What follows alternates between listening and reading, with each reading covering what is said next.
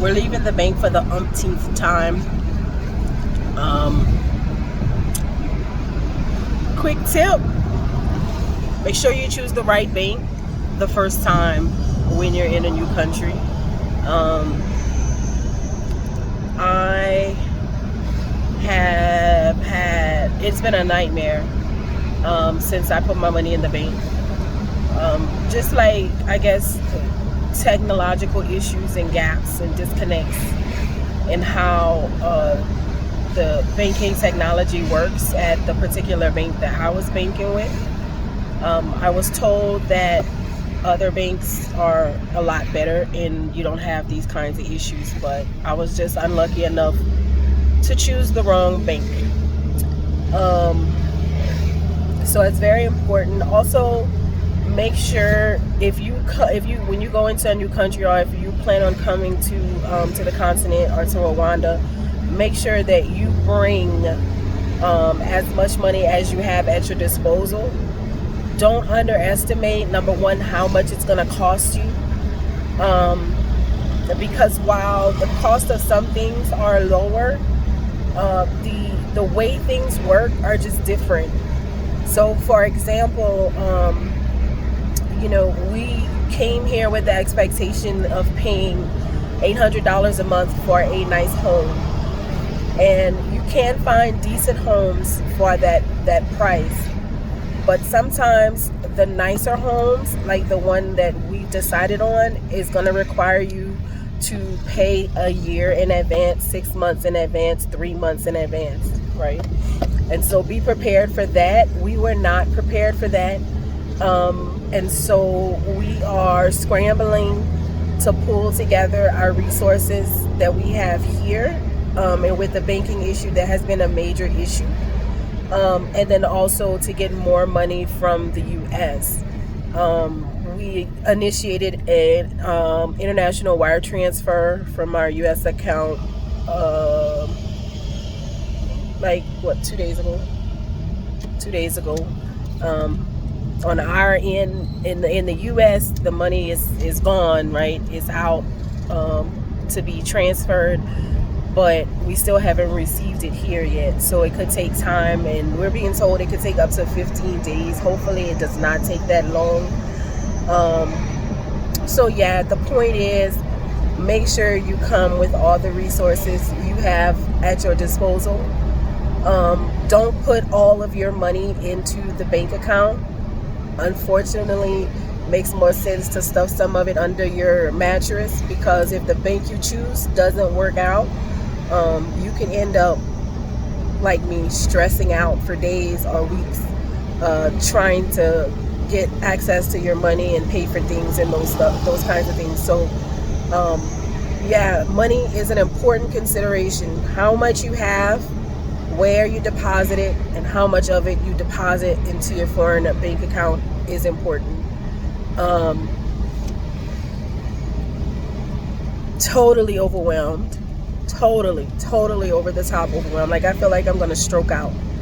And this is after I finally got all my money into one account that I could actually access and use. So, tip: don't put all your money in the foreign account until you know that everything technology-wise, transfers, digital transfers, all that stuff, paying for stuff, until you know that it all works well. I'd say open an account with a small amount, test everything out, and then if you're comfortable with the way things work, and also the fees, right? When we got our bank account, we weren't told about all the different fees.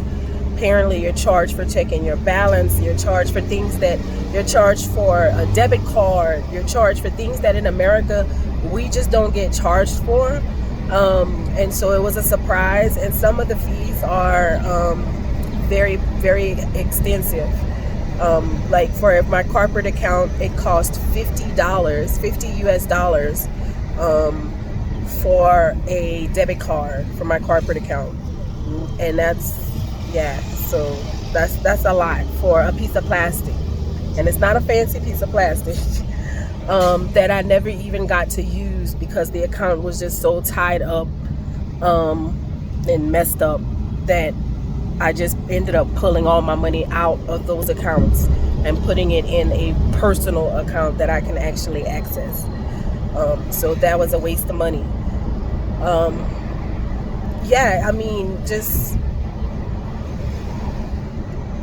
focus on your money, because without money you can't do anything. So make sure you get that part right. Make sure you're coming with enough. Make sure you're testing out the account, the bank account, the banking services that you choose before you deposit all of your money in there, and find out about the fees. That is it.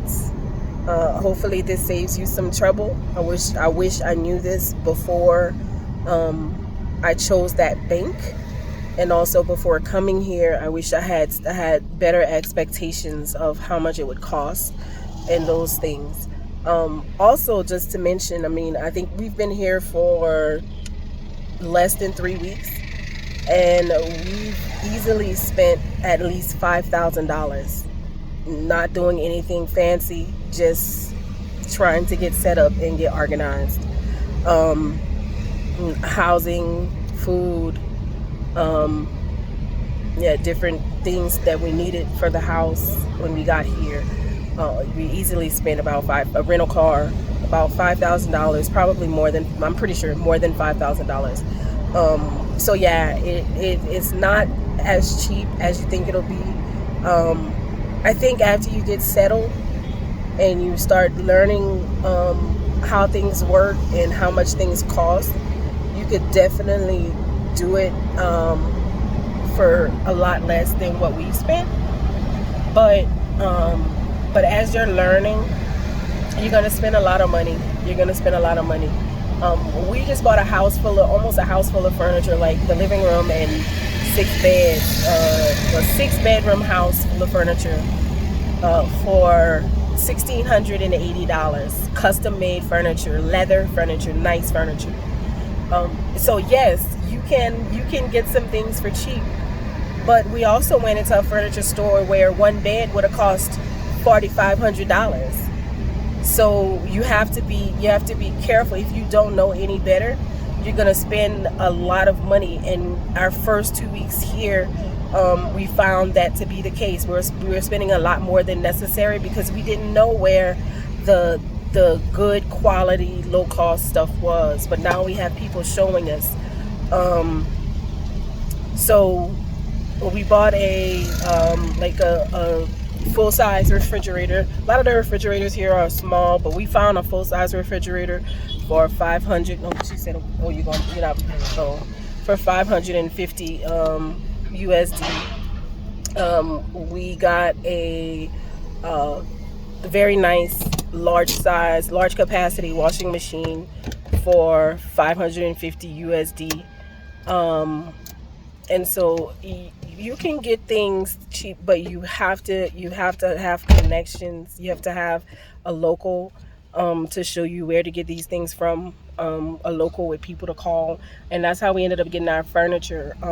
We actually had a guy, he took us to the furniture store. It wasn't the type of furniture we wanted, first of all, and then it was super expensive. We were not paying those prices. And so then he took us to a furniture maker from Kenya, and he makes very good furniture. And his workshop was out in a village. We went, we chose our furniture, and he's making our furniture, and it'll all be ready in 10 days. And it usually would be shorter, but we got like a lot of furniture. We got our whole house full of furniture, so it's gonna take 10 days for us to get it, but it's gonna be exactly what we want, the color we want, the fabric we want, totally custom, really nice. And then those prices don't include like the mattresses, but it's a 7-seater sofa. It's like a 5-piece sofa set that we got for $500. Yes.